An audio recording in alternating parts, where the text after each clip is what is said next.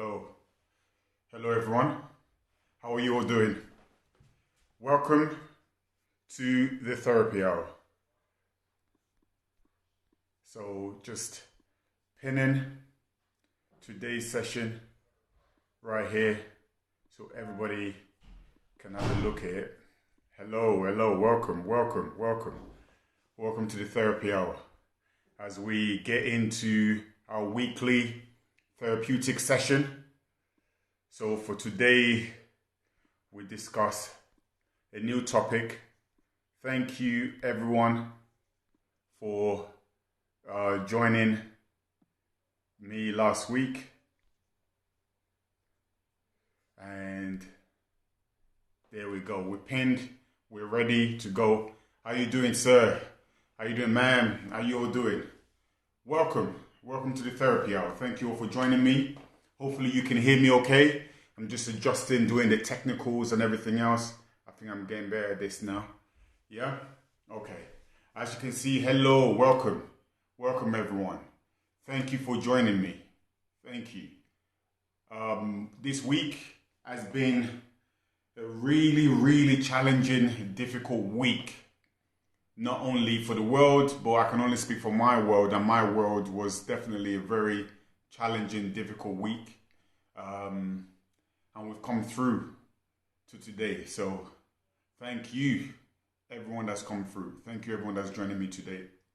I think I need to tell you about how the week has been. The week has been, it's been a busy one. The opportunities that we create in the world enables us to reach as many people as possible. So for that, I'm grateful to everyone that's been joining me from 10 weeks ago, or even some that just started joining me today, last week, wherever it may be. Welcome to everyone. This week has been a difficult one. I think a lot of conversation is being had or is getting had as we speak right now. A lot of people are starting to have the conversations that generations have swallowed bitterly. So I think it is a great period in time for the whole world. I think it's a challenging period for the whole world. And it's an opportunity for us all to go through collective therapy. An opportunity for us all by talking. All I'm seeing around me are people having conversations. There are people reliving moments in their lives in which they have swallowed because they haven't been able to deal with it. And there are people now openly talking amongst themselves, amongst different groups, different age groups, different cultural groups, different racial groups, different socio-economic groups. And it's a beautiful thing. Now, social media or this platform or whatever you call it, whatever you may think of it, has provided a lot of people an opportunity to express themselves. And I'm so glad that I'm seeing a lot of people listening to each other, a lot of people supporting each other. And that is a magnificent thing. And I just hope it continues. We all continue to listen to each other. Whether we agree or disagree, let's continue to listen to each other's voices and each other's truths. And just hear them. Afford someone else what you want to be afforded to you. And that is listening to each other. This is just the beginning, I feel. I feel there's going to be a long process. Long process to get to where everybody wants to get to. And that is equity. Now, I specifically say equity rather than equality. I'll let you do your own research into the definition of both. But I believe equity is what my clients want when they come and sit in front of me. They want that equity of me giving them exactly what I will give another client of mine, irrespective of what they look like, sound like, where they've come from, or what they are saying.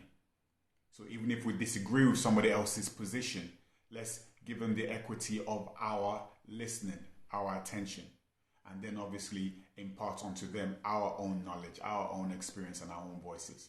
So it's been a very difficult, but if one of the sayings I love is if you don't get challenged, you don't grow.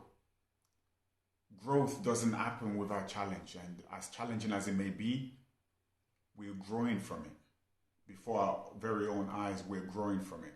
So for everyone that's partaking in conversations around the world, within your own little groups, because it starts from little groups before it expands to bigger and bigger and bigger groups. So I want you to continue that, because what you are practicing now is the essence of therapy. You are talking to each other and hopefully listening to each other. So let's continue that. I just wanted to say that before we get into today's topic. All right.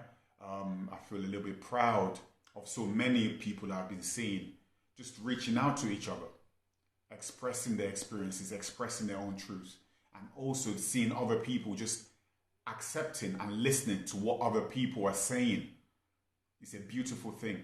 Although there's a lot of darkness, there's a lot of anger, there's still a lot of things to be said. But the way I'm seeing it, the more we talk, it can only get better as long as we are receptive to hearing other people's views, thoughts, and opinions without castigating others for not maybe using the words we will use, or maybe not feeling confident or comfortable enough to speak yet. Let's encourage others to do how they feel comfortable. Certain things we need from them. Okay? So for today's session, thank you everyone that's joining me. For today's session, I want to talk about grief. Now, grief in different guises, grief in different levels. But grief, last week, we talked about collective trauma. And collective trauma is a form of grief. I mentioned it last week. Trauma is a form of grief. It's something that's happened to you that it may be so overwhelming that you are unable to cope with it. And that event of the death of someone you love can be so impactful. It renders you unable to deal with so many things, or manage it emotionally and mentally and psychologically in some cases, and physiologically in others. All right. So for today, I want us to focus on what does grief actually mean? What does grief mean for you? What does grief mean for me, for somebody else? Now, I would just speak, I just want to speak for a short period of time about grief. And apart from the general grief that we all feel when we lose a loved one, I want us to spend a little bit of time looking at grief that we may be experiencing, even though we haven't lost a direct loved one. Because I think it is very evident right now, before the current climate of the racial tension that has been waiting years to be explored. We were all going through grief. Before the racial pandemic, we had another pandemic that we were all going through.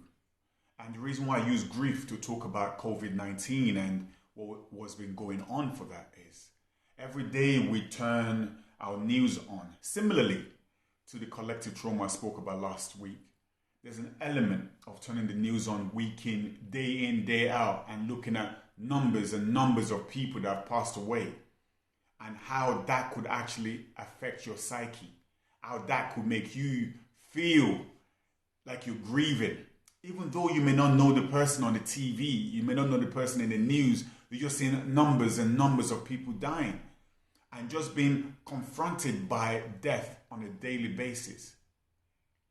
You connect to that feeling. You ask yourself the question, what if? What if it's my loved one that's just passed away? It's someone else's loved one that's passed away. And you see the grief in their face and the inability for them to mourn because of restrictions. They cannot attend the funeral. All of that compounds our own sense of mortality. We ask ourselves the question of death and how can we deal with it? How would we deal with it? And being confronted with such a thing forces us to look within ourselves. The dark recesses of our minds and our spirits that we don't normally want to look at. We don't want to look at death. So much so many of us do not, complete a will. So many of us do not take our life insurance. We can insure our car because, I have to insure my car. We can insure our homes, I don't want to lose my laptop if someone steals it.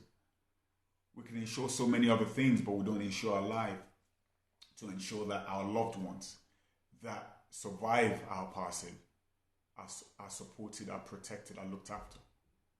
Not because we've been selfish, but because we have to, by doing so, we are saying that I could die, and we're confronted with such a thing of death. That's why so many of us, I believe, avoid taking out life insurance or writing a will. I don't want to talk about it because I could make it happen. Some reasoning there that I get, but I wouldn't say I accept and I agree with. If we talk about it, we are inviting it. No. So we're surrounded by grief. I want to take a time out to look at our collective grief with what's going on in the world right now, all year, for the last 3 months at least. But today we're also going to be talking about that personal grief that someone is going through because they've lost a loved one. It may be recently, as in a week ago, a month ago, 6 months ago, a year ago. In some cases, 6 years ago.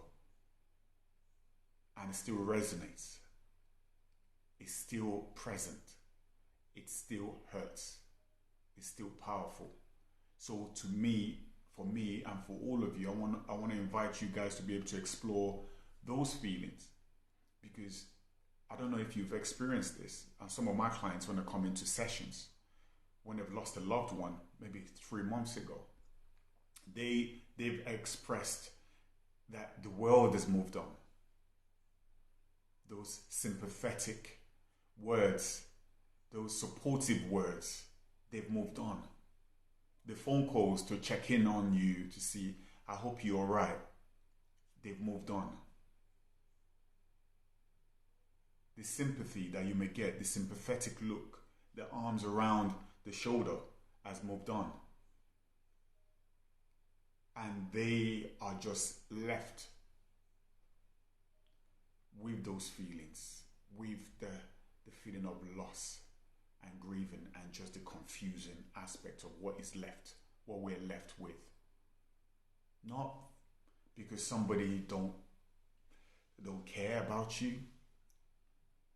but it's almost like the world has a moment in which they support you, and after they've supported you lovingly, there's a sell-by date of how long you are supposed to publicly grieve,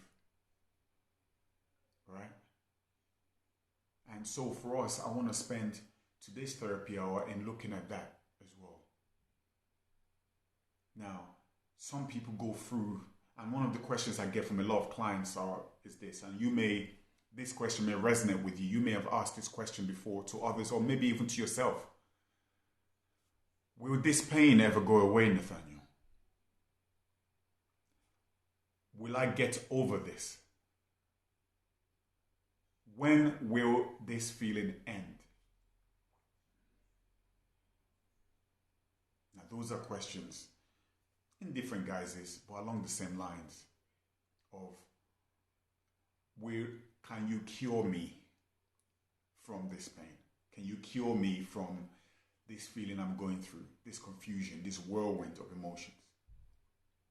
And what I say to every client is this: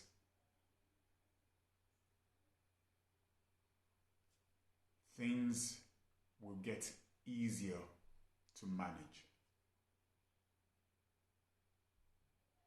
Can I cure you from the loss of someone that meant so much to you? If I could, I'm not sure I would want to. The reason why I say that is intertwined with that feeling of loss and sadness and anger and guilt and disbelief and depression and acceptance. Fundamentally within all of that is how much you love and how much you miss that person. Let me just say again for the people at the back. If I could cure you from your grief, from your sense of loss, I'm not sure I would want to. Because intertwined with all the feelings of disbelief, shock, grief, guilt, depression, anger,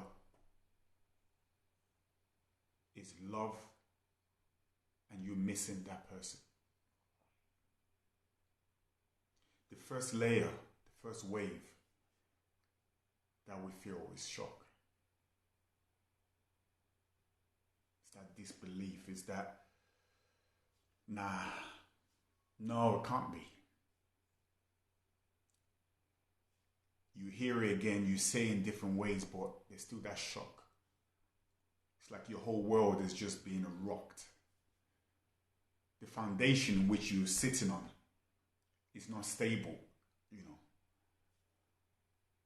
It's like you're on a ship in a turbulent sea that's just, it's like things just, no, it's that shock that grabs you. Followed swiftly by denial. By the denial of, no, he's not. No, he's not dead. No, she's not.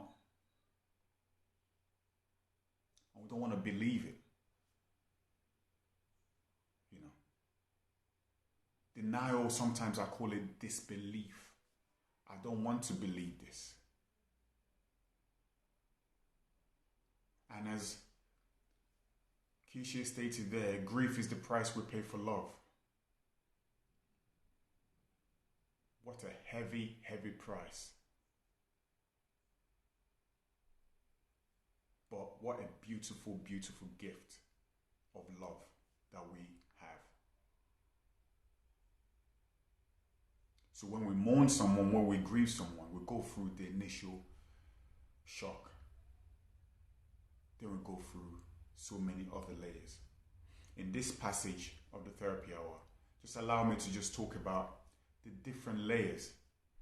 People talk about stages, but let's call it layers for today. We can call it anything we all want to, right? Talk about stages of grief. Let's talk about the different layers and the different waves, because the wave hits you. It's the first one. It's like, whoa, it's a shock. Then we go into denial. The denial of it is, like I said, is disbelief. No, it's not true. It can't be true. If you haven't loved someone close to you, think about when you hear news of famous people that have passed away. It's usually shock, like, what? What? And then it's followed by denial. Nah, it's not true. I'm going to Google it around. I'm going to check this site or whatever it may be. And you're just there like, no, it can't be true. It can't be true. This big character cannot have passed away. This, like mere mortals. Similarly to your loved one, whether it's a parent, a friend, a colleague, a spouse, God forbid, a child, is that sense of shock, denial, disbelief. No, it can't be. It's almost like we're trying to protect and shield ourselves from that reality. And I'm going through these layers in order to comfort a lot of people, prepare a lot of people, but also reassure a lot of people that you are not losing your mind fully. You're losing a little bit of your mind because, similarly to cognitive dissonance, everything you believed is all of a sudden rocked right now by the passing of someone that you felt was bulletproof, impenetrable. So you are losing your mind a little bit because a huge quake has rocked it. But I assure you, we can adjust and we can find new ways to deal and manage and process our reality that we find ourselves in. So after the first shock and denial and disbelief, it's almost bargaining time, right? It's almost, no, please God, don't let this be true. I will do anything to make sure this is not true. I will take me instead. Please, begging, pleading that it's not true. Please let it not be true. Because the reality of it being true is too devastating to comprehend in this moment. So I'm going to plead with you. I'm going to try and find different tricks to convince you not for this not to be true. Is anything I'm saying resonating with you all at this point? Is that sense of, I'll give you this if you make sure this doesn't happen. I'll do whatever I can to make sure this doesn't happen. Please, Lord, don't let this happen. And that's where our bargaining comes in at that point. All still in that first process of shock, denial. I'm going to bargain this not to be true. It's all part of the shock element, the disbelief, the denial, the I do not want this to be true. I do not want this to be true. Thank you, Aish. I do not want this to be true. Thank you, Shazan.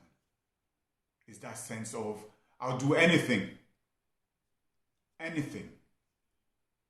for this not to be real. Anything. We start getting creative even. I'll do this, I'll do that. Please, please, please don't let this be true. We're doing this for our own mind's sake. We're trying to protect our mind from devastation.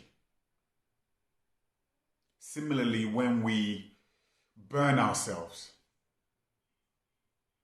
severe burns, our body shuts down. We're in shock. Everything shuts down. So our pain, the layers of pain we feel is shut down. The receptors for our pain is shut down when we have severe burns. That is how much our brain and our body is trying to protect us from that pain. The reason why I use examples of physiological examples is because I believe a lot of people can connect to the physical rather than the emotional sometimes. Because a lot of people that haven't experienced something can only try to understand it once you give them a physical example. So that's what happens to our body when we go through such a devastating, painful thing like that. And it's exactly the same when we go through grief, when we go through loss, and we start the different layers of grief. So we've looked at the shock, and I think the next two comes under that: shock, denial, bargaining, pleading. It all comes under that shock. So we do not have to deal with the reality of the loss of someone so special to us. And there's a little bit of after effect of that. When we see people pass away, there's an element in which we think about ourselves. We think about ourselves. I'm like, oh my God, I hope that doesn't happen to me. That looks too painful to comprehend. We start looking inwardly. We look at our own parents, our own partners, our own children, and we start our own pleading. Please, God, don't let this happen to me. I'm seeing another person in pain, and I'm even scared of that pain for myself. That's how powerful it is. We want to run away from that pain, seeing another person going through grief. We look into our own homes and make sure that, we double check to make sure that the covers are not over the faces of the children. We just hug our loved ones a little bit tighter. We call our moms and just tell them we love them. We call our loved ones because we've seen such a powerful force hit another human being. Because it triggers our own fear of our own mortality. It scares the hell out of us. And seeing someone go through it, I take my hat off to everyone that's lost a loved one. And as much as the purpose of this session is to try and give comfort, try and give some therapeutic aid, preparation, it can only go so far. We all have to individually go through it. So I admire, I support, I encourage you all to support. Not only when someone loses someone they love. 3 months later, 6 months later, a year later, 6 years later, support each other. And the fear that I can hear sometimes is, I don't want to bring it up. I don't want to make the person upset. I totally get it. I can understand it. I think there are certain periods within myself where I'd rather not think about it. We talk about shock, denial, bargaining. I put my head in the sand at certain points. I wasn't ready to go through all the different layers of grief. The shock and denial was powerful enough to kind of hold me back from going in deeper. So you may find friends and loved ones that may find different ways in which they are trying to process and manage the loss of someone. There's no identikit of this is how you support someone that has lost a loved one. Just be present is all I will say to anyone. If and when that person is ready to express, just be present. They don't necessarily want you to give them the answers. They don't necessarily want you to tell them, don't worry, they're with God now, or whatever your beliefs are. I respect all beliefs. Therapeutically speaking, what my clients require of me and what your friends and family require of you is to be present, if you can, in that moment. So going through the stages now, we've gone through the shock, the body's way of coping, the shutdown, the denial, it can't be true, it's not true. Then we go through the bargaining. Okay, what can I do to stop this? What can I do to prevent this from happening? Because we feel I must have the power to make this not be true. If I tell myself it's not true, it's not true. Okay, it's not true.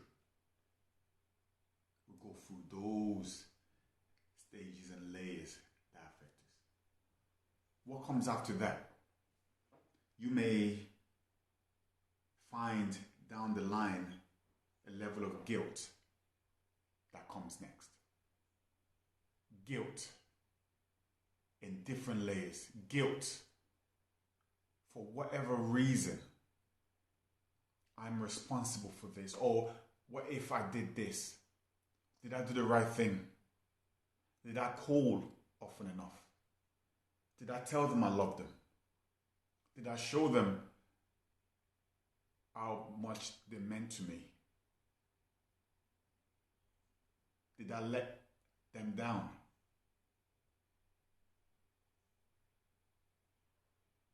Did I do something directly or indirectly to make this happen? Did I?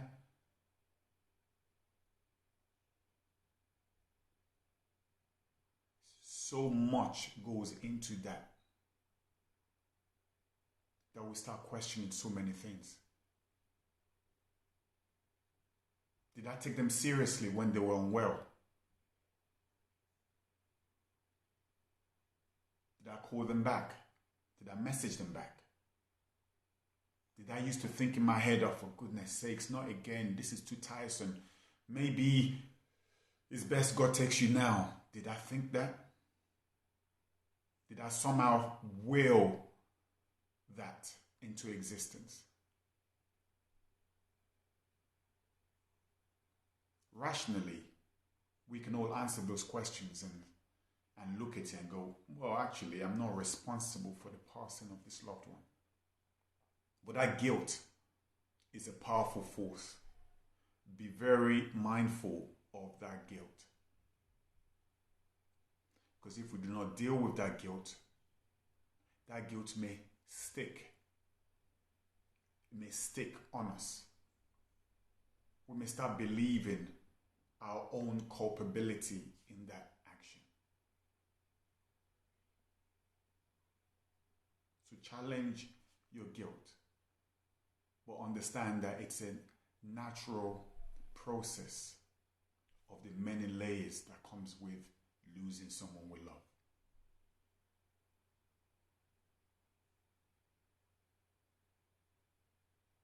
And the guilt can show itself in different ways. Different ways in which it starts affecting our own sense of self. We start beating ourselves up. When negative things happen to us, that's why I deserved.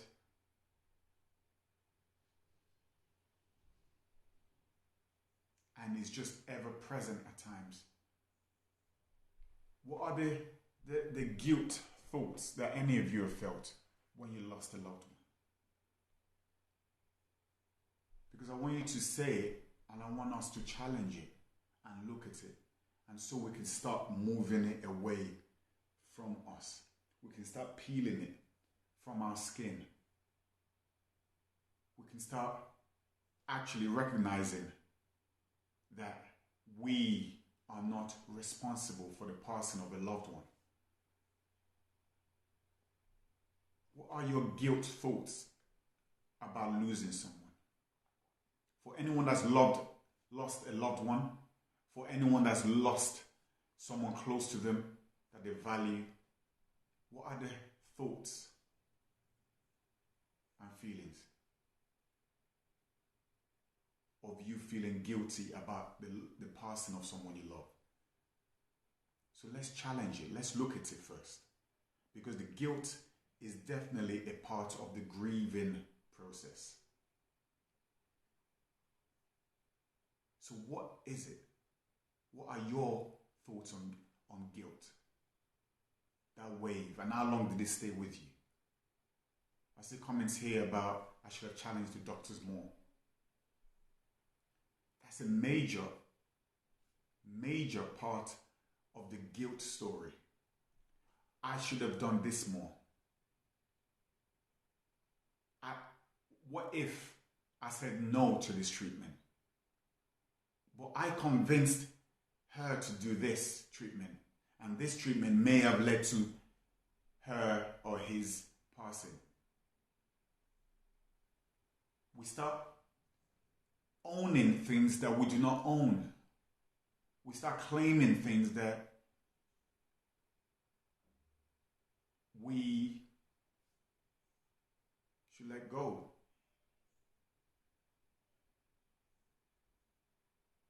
I should have done more research. I should have listened more. I should have paid more attention. I should have supported. I should have spoken to a consultant, not only a doctor. I should have contacted the most senior physician in the world. Maybe they could have done. I should have done this. I've got access to so much information. We start taking sometimes responsibility for aspects of this person's passing. I should have gone and visited my parents. I should have called them more often. Instead of me watching TV, I should have called my mom or my dad. I should have called this friend when my friend sent me a text message and I was like, oh, I'll call him later. And only to find out later became months later and months later, and this person passed away.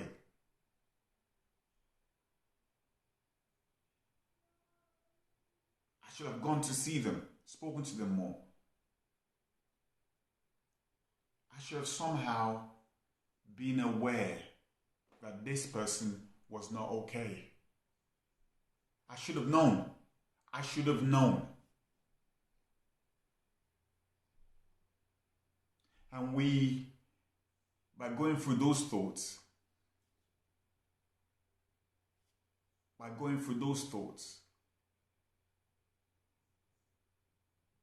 we are taking responsibility for a part of this person's passing. So now let's challenge those thoughts. Let's start challenging them and going, there are people trained in the medical profession more than I am, that know more than I do, that made decisions. I cannot surely be responsible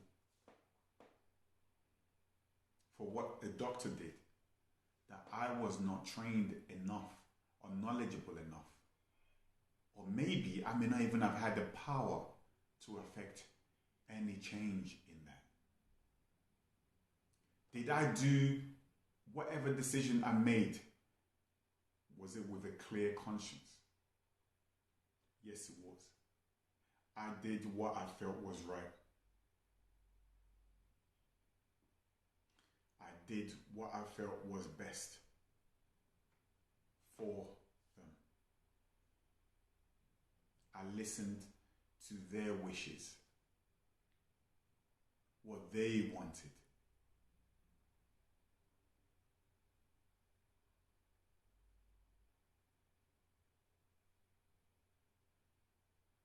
I would do the same thing, knowing what I knew then again.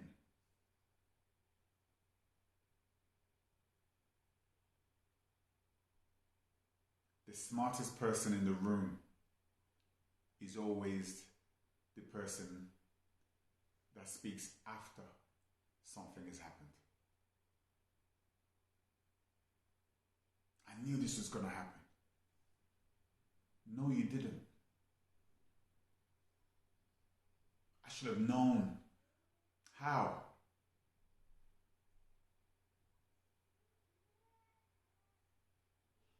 And sometimes for us, the guilt is not as powerful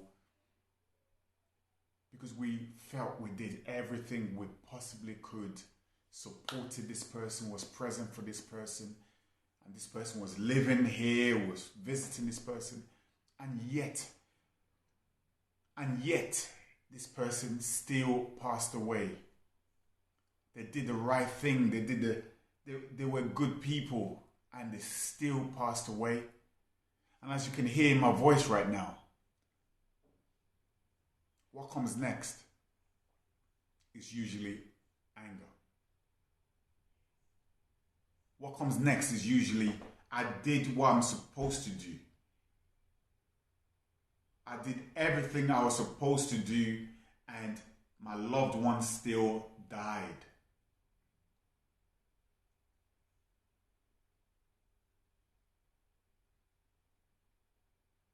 I'm a good person, they were a good person, they believed, they practiced their religion faithfully, they were good people, and they still died.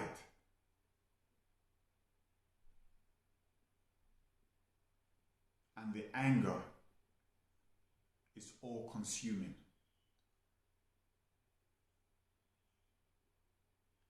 Angry at the world, angry at God, angry at the universe, angry at the doctors, angry at your friends or your siblings that didn't do as much as you felt they should have done.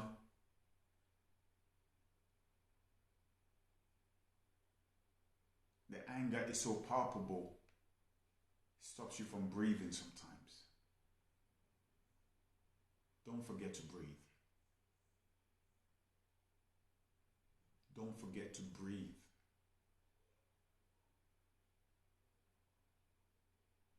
It's a vital component to getting through these layers. Breathe. You are angry for a reason.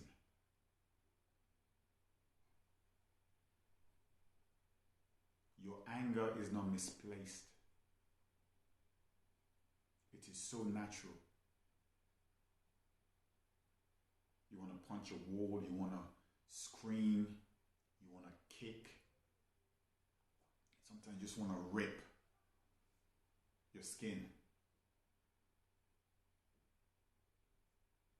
because of the pain and the anger, and they're all intertwined. You don't even know where the pain starts or ends and the anger begins.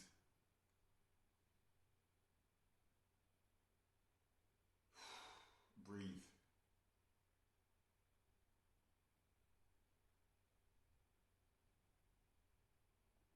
Breathe it out.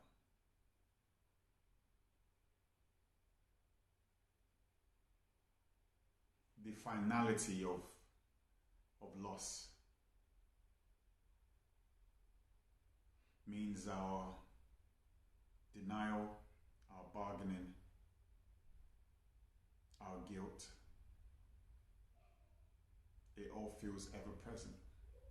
When would this end? When would this stop? How can this end? How can this stop? And the anger element of it, for some, can be the longest part.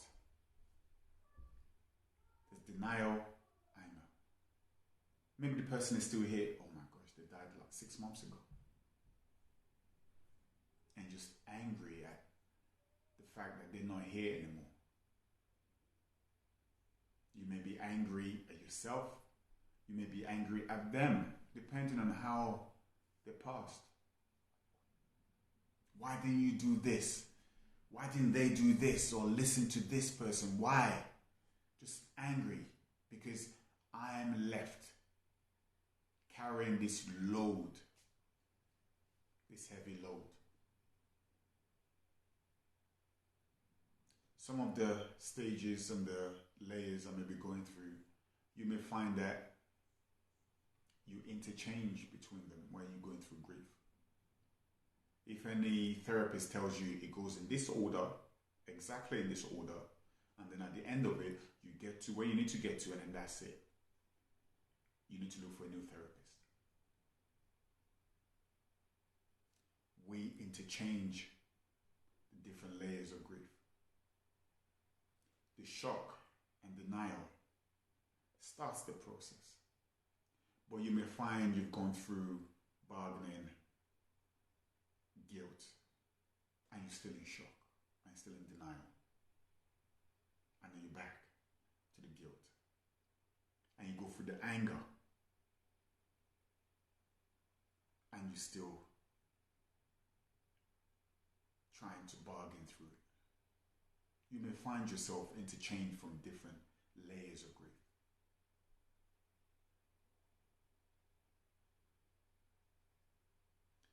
Every layer you go through, please don't forget to breathe. Don't forget to comfort yourself.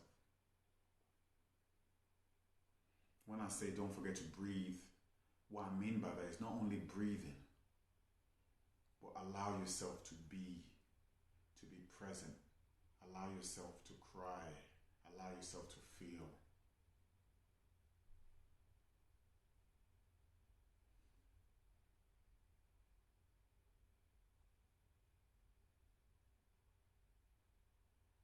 So it's a comment that's just come through here. I think it's just a powerful comment that I want to address. In the beginning of this, we spoke about the lifespan, the sell-by-date of grief, right? When you've lost a loved one. And then after a while, people start saying, okay, they should be better now. Not because they're bad people, but I think a lot of us, we do. or a lot of us, we are more concerned about, I don't want this person to think I'm bringing it up. I don't want to upset them. But those are the loss we're aware of, right? And the comment there about the unspoken loss, or the loss that we may be unaware of, or maybe we're aware of it and the stigma is so powerful that we don't feel comfortable speaking it.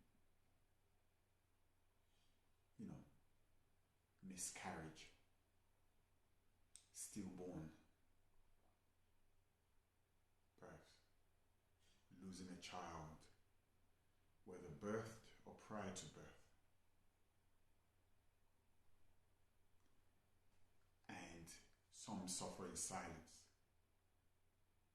Even in their own homes, maybe a partner is unable to offer support because they are grieving, or maybe they don't know how to support, or maybe they don't see it as a loss because a child is not present. For whatever reason it may be, there is loss in that home, and there is grief that needs to happen for that person to be able to start healing from that experience.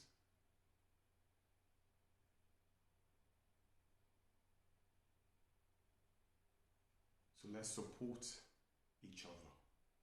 If you know someone that's had a miscarriage, stillborn, be present for them. I don't need to bring up the loss of your child in order for me to be present. I can check in on you. I can understand your silence and do not expect you to just snap out of it. I can encourage you to heal. I can encourage you to speak. I can encourage you to know that I will support you whichever way you're going to deal with this. That's what we can all do. Even if we don't know what to do, let's be present. And what comes, and some of you may have experienced this, or some of you may be experiencing it, what comes after that anger, remember, they can be interchangeable. It's depression. We feel down, we feel low. I don't want to face the world. I don't want to face the reality that is dawning on me that this person is not going to return in the same way. They're not physically present anymore. I can't touch their face anymore. I can't feel their embrace. And in some cases that I have fought and fought and fought against is not being able to hear their voice. And for everyone in today's age, everyone watching and listening and being present here right now, I implore you personally, I implore you to record each other's voices, videos. You will thank me one day. Just store it, secure it, because a lot of the things that we may not be able to get back is hearing that booming voice, or that soft voice, or the twang, the certain way certain words are said,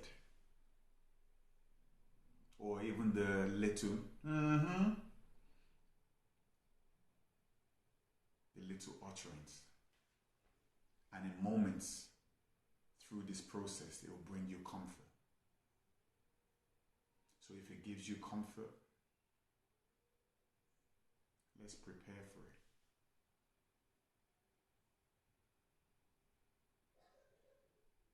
Just hearing, seeing that person. Let's prepare for it. Because when we're going through this process of depression,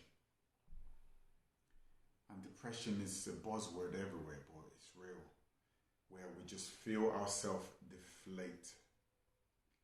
Our energy is so low. As much as we will ourselves to get out of it, we are pressed down. The air is let out of us. I have no will, no energy to deal with it.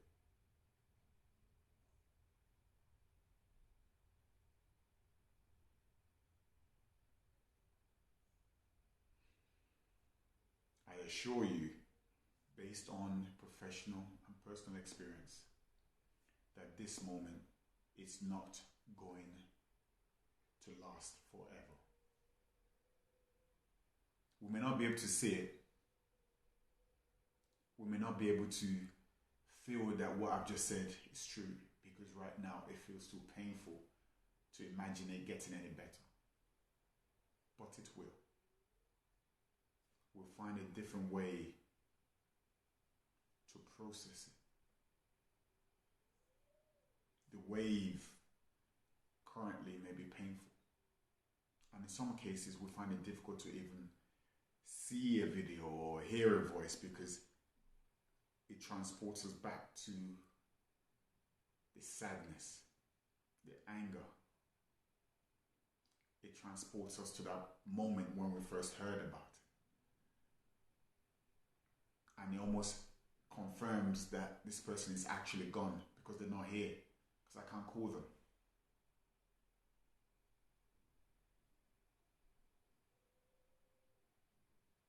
But that depression that you're going through is a process that you may have to go through. People experience it in different ways. And if you find them difficulty in it, I want you to put certain strategies in place. One of the strategy I would suggest you do is go through it. It doesn't seem like much of a strategy because I have no choice but to go through it. What I mean by that is allow yourself to be upset. Allow yourself to be sad. Remember, someone you love is not physically present in this world anymore.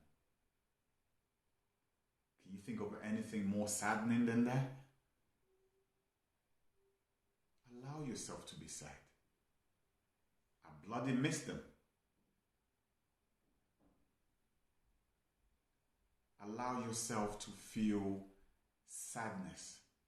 Allow yourself to miss them. It's all intertwined in your moments of depression, because you're at that stage.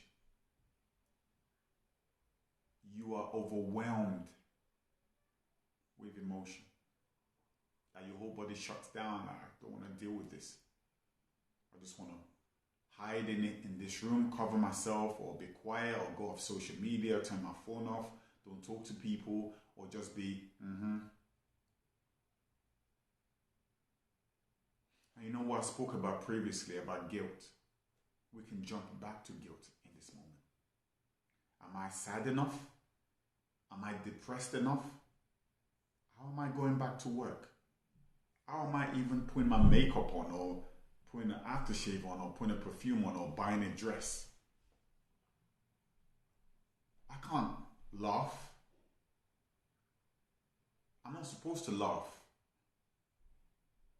I am dishonoring this person by living and laughing. I'm applying for this job and laughing, watching a movie and enjoying it.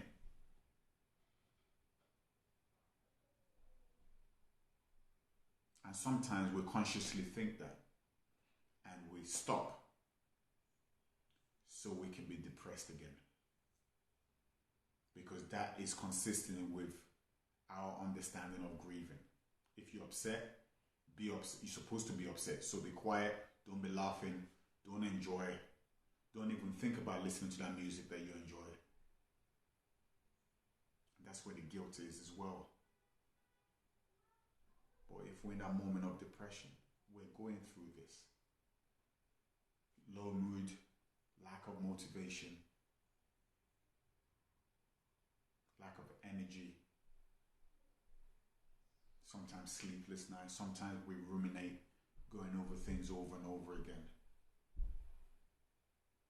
And sometimes we lose track of time, day, week.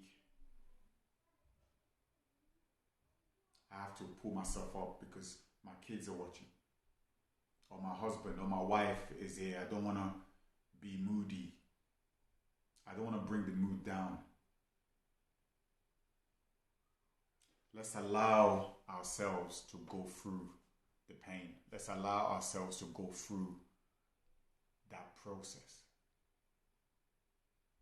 Allow yourself to breathe through this. And going through all of this,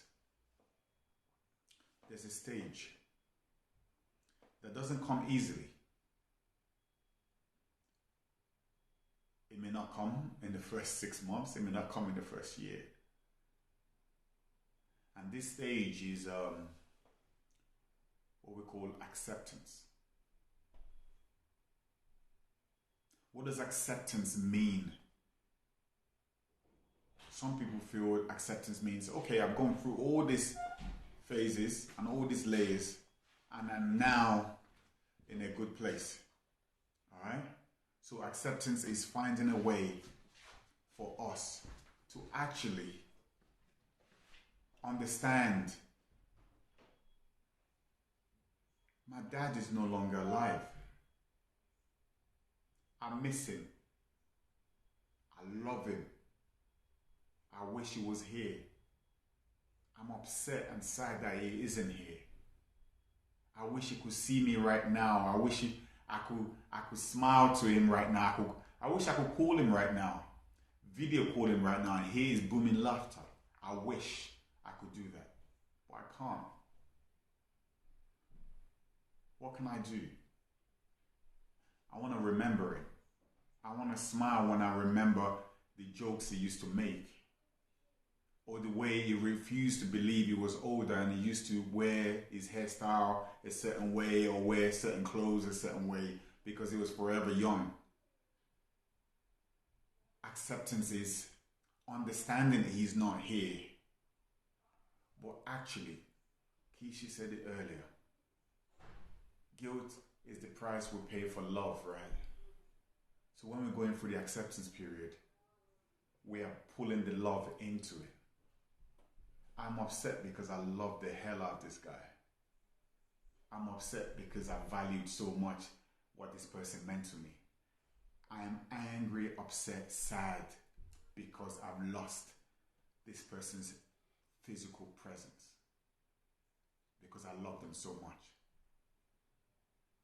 And I'm now starting a new journey of accepting, of understanding that they're no longer here. So I'm going to find different ways of pulling this person with me. I'm going to find a different way of, my mom will have liked that. My dad will have liked that. Finding a different way to keep them alive. Keep their memories alive. Trying to look at a picture. Trying to remember a story. Trying to share stories. Those are the processes of acceptance. Sometimes we forget they're no longer here and we go back to a certain stage, but we're still in the acceptance period because we're able to jump there and come back quicker. Or they're no longer here. Rather than being shocked and denial, we're like, I know they're no longer here. I wish they were. I want to listen to their voice. I want to watch a video of them because it gives us comfort. So, for everyone that's joined me today, thank you for joining me. I hope you found peace or some sort of comfort in what we've spoken about today. Thank you for always joining and supporting each other. Thank you for the comments. I will be here next week, Saturday, with another therapy hour. Look after yourself and please don't forget to breathe.